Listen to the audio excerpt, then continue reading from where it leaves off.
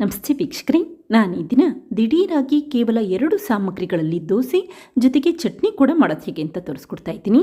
ಸುಲಭವಾಗಿ ಕೇವಲ 5 ನಿಮಿಷದಲ್ಲಿ ಈ ರೀತಿ ತಿಂಡಿ ಮಾಡಬಹುದು. ಮತ್ತು ಈ ದೋಸೆ ಮಾಡಲಿಕ್ಕೆ ಸೋಡಾ ಹಾಕೋದು ಬೇಡ, ರವೆ ಬೇಡ, ಅವಲಕ್ಕಿ ಬೇಡ, ಹಾಗೆ ದೋಸೆ ಹಿಟ್ಟನ್ನು ರುಬ್ಬೋದು ಕೂಡ ಬೇಡ. ಕೇವಲ 5 ನಿಮಿಷದಲ್ಲಿ ದಿಢೀರಾಗಿ ಗರಿಗರಿಯಾದ ದೋಸೆ ಮಾಡಬಹುದು. ಹಾಗೆ ನಿಮಗೆ ಈ ವಿಡಿಯೋ ಇಷ್ಟ ಆದರೆ ಪ್ಲೀಸ್ ವಿಡಿಯೋನ ಲೈಕ್ ಮಾಡಿ ಮತ್ತು ಚಾನಲ್ಗೆ ಸಬ್ಸ್ಕ್ರೈಬ್ ಮಾಡಿ. ಈಗ ದಿಢೀರ್ ದೋಸೆ ಜೊತೆಗೆ ಚಟ್ನಿ ಕೂಡ ಮಾಡೋದು ಹೇಗೆ ಅಂತ ನೋಡ್ಕೊಳ್ಳೋಣ ಬನ್ನಿ. ಮೊದಲು ಚಟ್ನಿ ಮಾಡೋದು ಹೇಗೆ ಅಂತ ತೋರಿಸ್ಕೊಡ್ತಾ ಇದ್ದೀನಿ. ಮೊದಲಿಗೆ ಒಂದು ಮಿಕ್ಸಿ ಜಾರ್ಗೆ 1 ಕಪ್ಪಷ್ಟು ಹಸಿ ತೆಂಗಿನಕಾಯಿ ತುರಿ ಹಾಕೊಳ್ಳಿ. ಹಾಗೆ ಒಂದು ಸಣ್ಣ ಪೀಸಷ್ಟು ಶುಂಠಿ ಹಾಕಿದರೆ 2 ಬೆಳ್ಳುಳ್ಳಿ ಹಾಕ್ಕೊಳ್ತಾ ಇದ್ದೀನಿ. ಬೆಳ್ಳುಳ್ಳಿ ಬೇಕಿದ್ದರೆ ಉಪಯೋಗಿಸಿ, ಬೇಡ ಅಂತಂದರೆ ಹಾಕಲಿಲ್ಲ ಅಂದರೂ ಕೂಡ ನಡೆಯುತ್ತೆ. ಈಗ 2 ಒಣಮೆಣಸಿನ್ಕಾಯಿ, ಸ್ವಲ್ಪ ಹುಣಸೆ ಹಣ್ಣು ಹಾಕಿದರೆ 1 ಗರಿಯಷ್ಟು ಕರಿಬೇವಿನ ಸೊಪ್ಪು ಹಾಕ್ಕೊಳ್ತಾ ಇದ್ದೀನಿ. ನಂತರ ರುಚಿಗೆ ತಕ್ಕಷ್ಟು ಉಪ್ಪು ಹಾಕಿದರೆ ಸ್ವಲ್ಪ ತಣ್ಣೀರನ್ನು ಹಾಕೊಳ್ಳಿ. ಈಗ ನುಣ್ಣಗೆ ರುಬ್ಬಿಟ್ಕೊಳ್ತಾ ಇದ್ದೀನಿ. ನೀವಿಲ್ಲಿ ಒಣಮೆಣಸಿನ್ಕಾಯಿ ಬೇಡ ಅಂತಂದರೆ ಹಸಿರು ಮೆಣಸಿನ್ಕಾಯಲ್ಲೇ ಚಟ್ನಿ ಮಾಡ್ಕೋಬಹುದು. ಈಗ ಈ ರುಬ್ಬಿರುವಂಥ ಚಟ್ನಿನ ಒಂದು ಬಟ್ಲಿಗೆ ಎತ್ತಿಟ್ಕೊಳ್ತಾ ಇದ್ದೀನಿ. ಹಾಗೆ ಮಿಕ್ಸಿ ಜಾರ್ಗೆ ಸ್ವಲ್ಪ ತಣ್ಣೀರನ್ನು ಹಾಕಿ ಆ ನೀರನ್ನು ಕೂಡ ಉಪಯೋಗಿಸ್ಕೊಳ್ಳಿ. ಈಗ ನೋಡಿ, ಕೇವಲ 1 ನಿಮಿಷದಲ್ಲಿ ಮಾಡಿದಂಥ ಚಟ್ನಿ ರೆಡಿಯಾಗಿದೆ. ನೀವಿಲ್ಲಿ ಈ ಚಟ್ನಿಗೆ ಬೇಕಿದ್ದರೆ ಒಗ್ಗರಣೆ ಕೂಡ ಹಾಕೋಬಹುದು. ನಾನಿಲ್ಲಿ ಒಗ್ಗರಣೆ ಏನು ಹಾಕ್ತಾ ಇಲ್ಲ, ಹಾಗೆ ತಿನ್ನಬಹುದು, ಅಷ್ಟು ರುಚಿಯಾಗಿರುತ್ತೆ. ಈಗ ದೋಸೆ ಹಿಟ್ಟನ್ನು ರೆಡಿ ಮಾಡೋದು ಹೇಗೆ ಅಂತ ತೋರಿಸ್ಕೊಡ್ತಾ ಇದ್ದೀನಿ. ಮೊದಲು ಒಂದು ಪಾತ್ರೆಗೆ 1 ಕಪ್ಪಷ್ಟು ಗೋಧಿ ಹಿಟ್ಟು ಹಾಕಿದರೆ 3/4 ಕಪ್ಪಷ್ಟು ತಣ್ಣೀರು ಹಾಕ್ಕೊಳ್ತಾ ಇದ್ದೀನಿ. ನಂತರ ಕೈಯಲ್ಲಿ ಚೆನ್ನಾಗಿ ಮಿಕ್ಸ್ ಮಾಡಿಟ್ಕೊಳ್ಳಿ. ಈ ಸಮಯದಲ್ಲಿ ಜಾಸ್ತಿ ತಣ್ಣೀರನ್ನು ಹಾಕಿ ತೆಳು ಮಾಡಲಿಕ್ಕೆ ಹೋಗಬೇಡಿ, ಸ್ವಲ್ಪ ಗಟ್ಟಿಯಾಗಿ ಕಲಸಿಟ್ಕೊಳ್ಳಿ.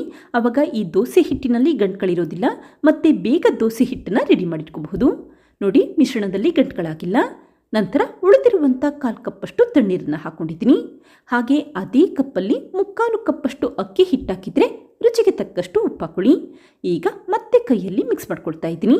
ಈ ದೋಸೆ ಹಿಟ್ಟು ಮಾಡಲಿಕ್ಕೆ ಕೇವಲ 2 ಸಾಮಗ್ರಿಗಳಿದ್ದರೆ ಸಾಕು, ಅಂದರೆ ಗೋಧಿ ಹಿಟ್ಟು ಮತ್ತು ಅಕ್ಕಿ ಹಿಟ್ಟಿದ್ರೆ ಸಾಕು. ದಿಢೀರಾಗಿ ದೋಸೆ ಹಿಟ್ಟನ್ನು ರೆಡಿ ಮಾಡಿಟ್ಕೋಬಹುದು. ಈಗ ಸ್ವಲ್ಪನೇ ತಣ್ಣೀರನ್ನು ಹಾಕಿ ಹಿಟ್ಟನ್ನು ಸ್ವಲ್ಪ ತೆಳುವಾಗಿ ಮಾಡಿಟ್ಕೊಳ್ಳಿ. ಮೊದಲು ಈ ರೀತಿ ದೋಸೆ ಹಿಟ್ಟನ್ನು ಗಟ್ಟಿಯಾಗಿ ಕಲಸೋದ್ರಿಂದ ಹಿಟ್ಟಿನಲ್ಲಿ ಗಂಟುಗಳಾಗೋದಿಲ್ಲ ಮತ್ತು ಬೇಗ ದೋಸೆ ಹಿಟ್ಟನ್ನು ರೆಡಿ ಮಾಡಿಟ್ಕೋಬಹುದು. ಈಗ ಸ್ವಲ್ಪ ತಣ್ಣೀರನ್ನು ಹಾಕಿ ಚೆನ್ನಾಗಿ ಮಿಕ್ಸ್ ಮಾಡ್ಕೊಳ್ತಾ ಇದ್ದೀನಿ.